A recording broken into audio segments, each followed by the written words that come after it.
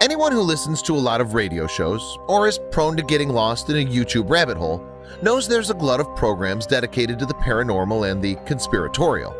Whether or not they believe them, people everywhere just love getting caught up in zany theories. But rarely do stories take off like the one told by a man named Mel Waters. Mel was a bit of a character.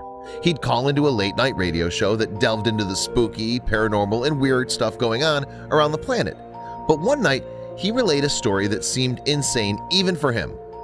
Now, 2 decades later, people are still searching for answers.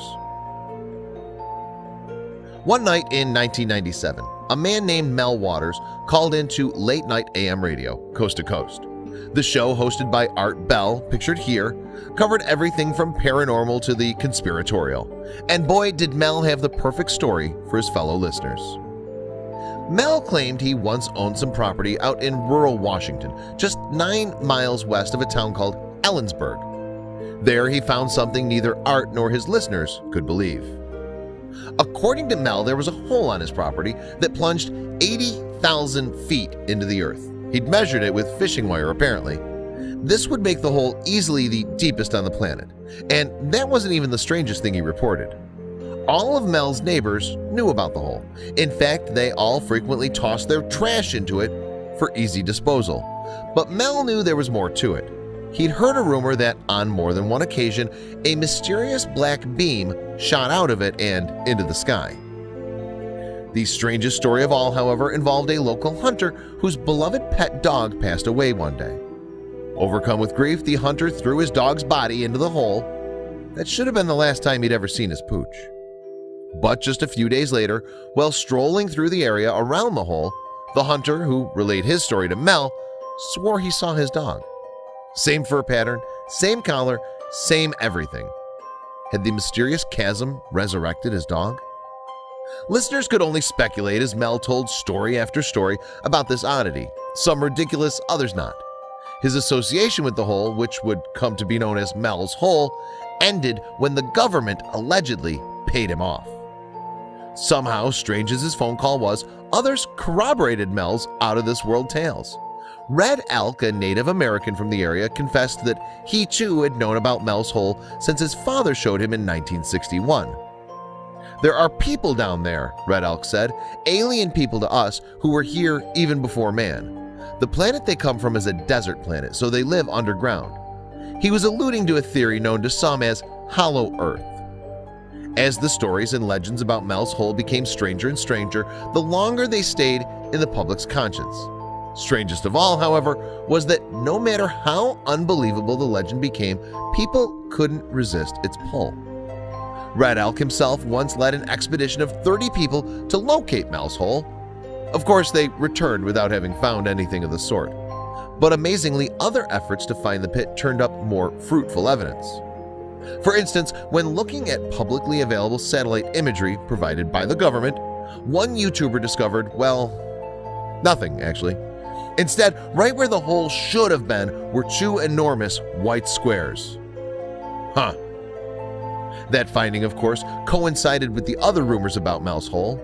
It has something to do with extraterrestrials, UFO crafts, said Ellensburg local Dan Turner, as he recalled all that he knew about the legend.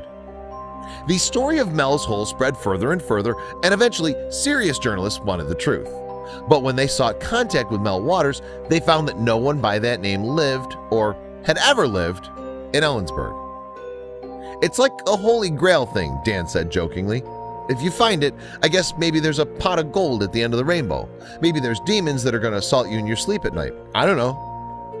And while few believed every single story, some wondered what, if anything, the legend was based on. Was there truly some seemingly bottomless hole out in rural Washington? In 2017, a few film students tried finding out. To begin their search, Evan Catlin, Corey Henderson, and Tyler Templeton brought their film equipment to coordinates they found online, right in those white boxes from the satellite footage. They didn't expect to find anything, but then they actually stumbled upon a seemingly unending pit. Was this Mel's Hole? On every single side, you can't see the bottom. Anywhere you go, you can't see it, Evan said.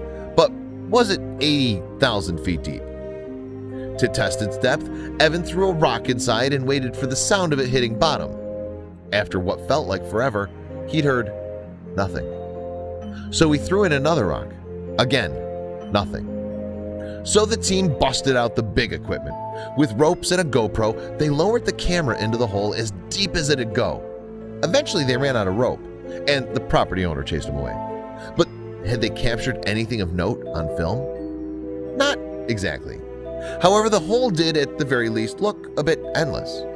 Could this hole have been the basis for the legend, even without a black beam, a dead dog, or aliens?